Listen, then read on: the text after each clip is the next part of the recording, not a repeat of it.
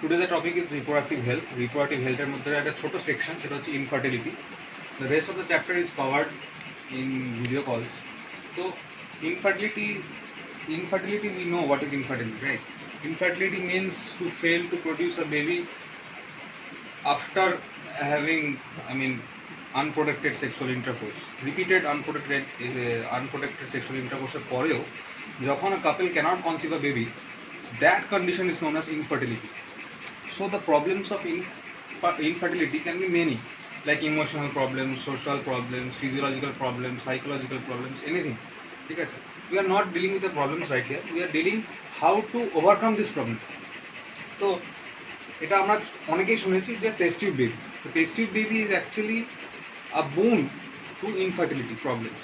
Test tube বেবিতে কী হয়েছিল বেসিক্যালি, যখন দুটো যখন একটা কাপল কনসিভ করতে পারছে না তখনই টেস্ট টিউব বেবি কনসেপ্টটা এসেছিল। And it is actually a medical wonder test tube বেবিটা তৈরি করা। ঠিক আছে? কারণ ইনফার্টিলিটি যে কারোর হতে পারে, যে কারোর, even me can be sterile, even me can be infertile. So this is nothing bad a problem, or it is nothing to be shy of or anything like that. তো আমরা আজকে ডিল করবো যে ইনফার্টিলিটি প্রবলেমসগুলোকে কীভাবে we can overcome. ঠিক আছে? Problems can be overcome by many ways. আমরা দেখবো না যে কীভাবে স্পার্ম কাউন্ট বাড়াবো বা কীভাবে ইনফার্টিলিটিটাকে সরাবো। আমরা দেখবো যে how can a couple conceive a baby without having to have actual sexual intercourse. তো সেই টেকনোলজিসগুলোর নাম হচ্ছে কি অ্যাসিস্টেড রিপ্রোডাক্টিভ টেকনোলজিস। এর মধ্যে অনেকগুলো ডিভিশনস আছে। তো অ্যাসিস্টেড রিপ্রোডাক্টিভ টেকনোলজিস কাকে বলে? অ্যাসিস্টেড রিপ্রোডাক্টিভ টেকনোলজিস তাদেরকে বলে যেগুলো হচ্ছে কি ল্যাবরেটরি কন্ডিশনে দুটো গ্যামেটকে ফিউশন করানো হয়। এবার pertaining to the situations, pertaining to the conditions, যার যে কন্ডিশনে আমরা ফিউশন করাই, যে কন্ডিশনে আমরা ইনসেমিনেট করি ইন্টু আ ফিমেল দ্য এমব্রায়োস, সেই কন্ডিশন অনুযায়ী বা সেই সিচুয়েশন অনুযায়ী বা সেই টেকনিক অনুযায়ী আমার ডিভিশনসগুলো করা। তো প্রথমে হচ্ছে কি এমব্রায়ো ট্রান্সফার। তো এমব্রায়ো ট্রান্সফার এমব্রায়ো ট্রান্সফার মানেই হচ্ছে কি test tube baby, in vitro fertilisation. Embryo transfer deals with the in vitro fertilisation, IVF। In vitro fertilisation মানে ল্যাবরেটরি কন্ডিশনসে, স্টেরাইল কন্ডিশনসে, with high precise machineries and high precise doctor, microbiologist and molecular biologist কি করা হয়, in vitro fertilisation করানো হয়। Actually বেবিটা is grown in a test tube আর এ পেট্রি ডিশ। ঠিক আছে? সেই পেট্রি ডিশে গ্রো করানোর পরে, অ্যাকচুয়ালি বেবি করাটা ভুল, embryo is grown in the petri dish বা the zygote is formed in a petri dish and then it is transferred. So this total technology is known as IVF and it comes under assisted reproductive technologies. ঠিক আছে? তো IVF, after IVF, in vitro fertilization করার পর, after when the sperm and the ovum is fused and the zygote has come up to blastomere stage, blastomere stage attend করার পরই we can initiate the process of embryo transfer. ঠিক আছে? But embryo transfer can be divide into two types, ZIFT and IUT। ZIFT মানে হচ্ছে কি zygotic intrafallopian transfer.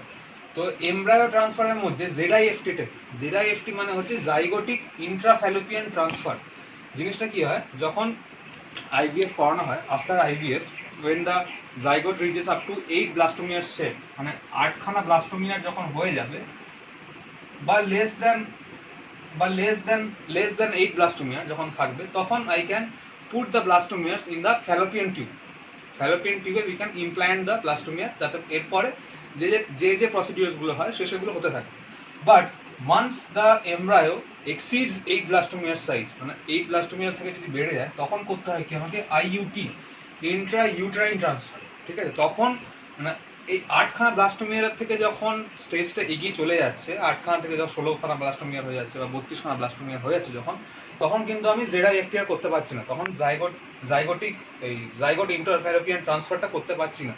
তখন আমাকে করতে হচ্ছে ইন্ট্রা ইউট্রাইন ট্রান্সফার।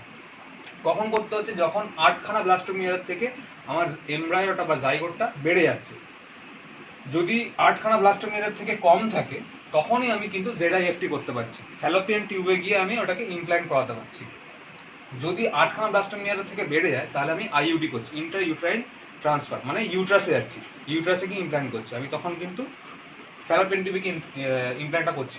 তারপরে আসছে গিয়ে GIFT, এটা হচ্ছে গ্যামেট ইন্ট্রাফ্যালোপিয়ান ট্রান্সফার। গ্যামেট ইন্টারফ্যালোপিয়ান ট্রান্সফারে কি হয়, অ্যাকচুয়ালি এটাও বলতে পারিস, এটাও বলা যায় যে GIFT comes under embryo transfer. কেন বলা যায়? কারণ জিআইএফটি টেকনিকটার মধ্যে ভেতরেও আইভিএফ আছে, আর এই আর্টিফিশিয়াল ইনসেমিনেশন এআই এর ভেতরেও মানে এটাও কিন্তু অ্যাকচুয়ালি এমব্রয়ডারি ট্রান্সফারের মধ্যেই পড়ে।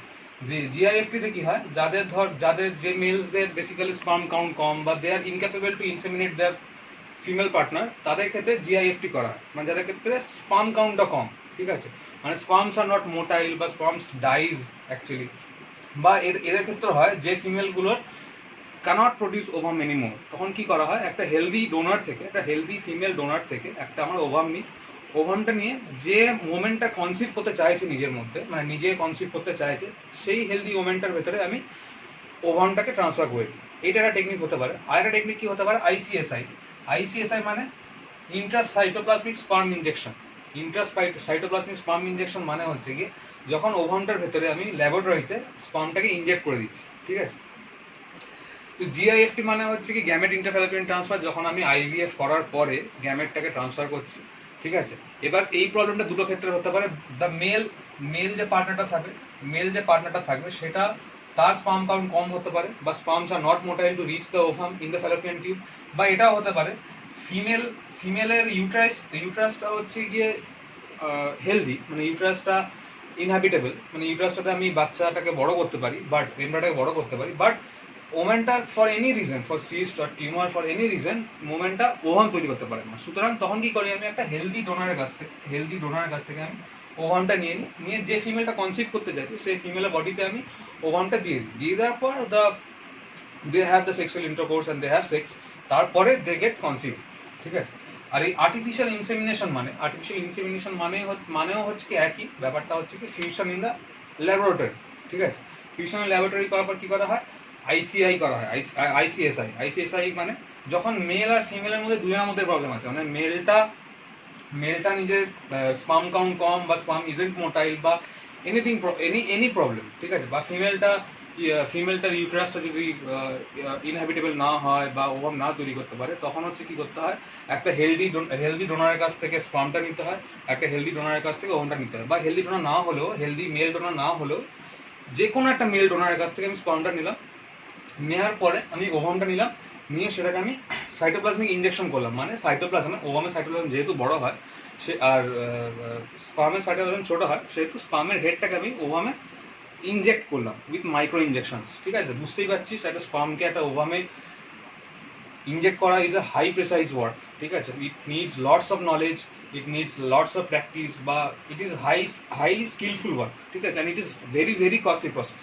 তো যাই হোক, আইসিএসআই করার পরে আমি কি করি, আইইউআই মানে হচ্ছে ইন্ট্রা ইউটেরাইন ট্রান্সফার, ঠিক আছে, ইন্ট্রা ইউটেরাইন ট্রান্সফার বা ইন্ট্রা ইউটেরাইন ইনসেমিনেশন মানে ফিমেলটা ওভাম তৈরি করতে পারছে, সব কিছু করতে পারছে, কিন্তু মেলটা কোনোভাবে ইনসেমিনেট করতে পারছে না। তখন আমি কি করছি, ওভামটা তো আসছে, ওভামটা is coming in the fallopian tube and is waiting for the sperm to fertilise it, but কোনোভাবে স্পার্মটা মোটাইল না বা স্পার্ম কাউন্ট কম, তাই জন্য স্পার্মটা পৌঁছাতে পারছে না আপ টু ওভাম, তাই জন্য কি করছি, আমি আইসিএসআইতে করে দিচ্ছি, দেওয়ার পরে আমি ইন্ট্রা ইউটেরাইন ইনসেমিনেশন করছি, মানে কি করছি, স্পার্মটাকে আমি ফিমেল ভাজাইনাতে কোনো মেকানিক্যাল মেথড দিয়ে আমি পুশ করছি, মানে the couple is actually not having sex to conceive. Basically কাপেলটা কি করছে, স্পার্মটাকে আর্টিফিশিয়ালি, মানে সিমেন্টটাকে আর্টিফিশিয়ালি কালেক্ট করা হচ্ছে, কালেক্ট করার পর ওভামটা দিচ্ছে নিজের ইউটেরাস বা ফ্যালোপিয়ান টিউবে, ওভামটা সে ওয়েট করছে, তারপরে any mechanical method except sex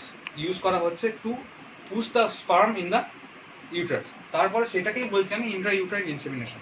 তো basically this was art assisted reproductive technology. এবার ব্যাপারটা হচ্ছে কি, কিছু ব্যাপার আছে এখানে। ব্যাপারটা হচ্ছে গিয়ে জেনারেলি আমাদের ইন্ডিয়ান সোসাইটিতে কি মনে করা হয় যে ফিমেল পার্টনারের মধ্যে প্রবলেম আছে, but in the case studies it is often seen that the male partner has the problem. Male পার্টনারের প্রবলেম অনেক কিছু কারণে হতে পারে, বাট আমাদের ইন্ডিয়ান সোসাইটি এমনভাবেই নিজের মাইন্ডটা তৈরি করে গেছে যে often the female is to be blamed, but in the case studies, in the papers it is seen that the male partner has the maximum of problems, ঠিক আছে।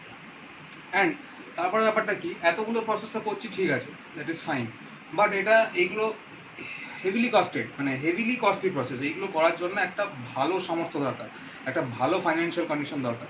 তো বেসিক্যালি আমার সাজেশন এটাই যে অনেক কাপেল আছে, অনেক কি বলবো, weaker sections of the society থেকে বিলং করা অনেক কাপল আছে যারা ইনসেমিনেট করতে পারছে না, যারা কনসিভ করতে পারছে না, they can't afford this technologies, কারণ this is very costly process and it needs extremely skillful persons like doctors, like microbiologists, like molecular biologists, যারা এই প্রসেসটা করে, and it is very skillful process and এটার success রেটটাও কিন্তু খুব একটা বেশি না।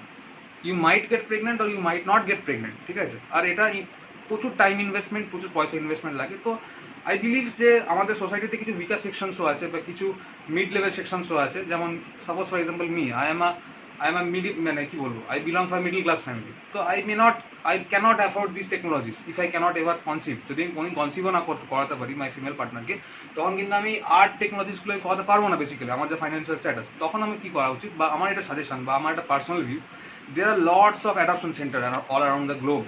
Adoption center ভর্তি with physically challenged child, with mentally abused child, with dumped child, এগুলো প্রচুর অ্যাডপশন সেন্টার্স আছে যেগুলো actually we can go and just adopt a baby and কোনো খরচা না করে, জাস্ট লিগাল কিছু ফর্মালিটিস আছে, অ্যান্ড ইন্ডিয়ান লতে এটা লিগাল, ইউ ক্যান অ্যাডপ্ট, মানে you can adopt a child, any child you want, ঠিক আছে? তো আমার মতে এটা বলে, if you can't conceive a baby, you must adopt a child, because he or she also has a life and he or she also deserves to live in this planet. Basically আমরা adopt যদি না করি, এবার অনেকের প্রশ্ন থাকবে যে না কেন অ্যাডপ্ট করবো, আমি আমার নিজের বংশটাকে বড় করবো, ঠিক আছে? তখন কি করবো? তখন কিছু করার নেই বেসিক্যালি, তখন তুমি করো, টাকা খরচা করো, এসব করো, কোনো ব্যাপার না, that is fine. But I guess there should be a chance given to the childs in the adoption centers too. I have seen them personally, they need parents. So this was it. This was Reportive Health. So thank you.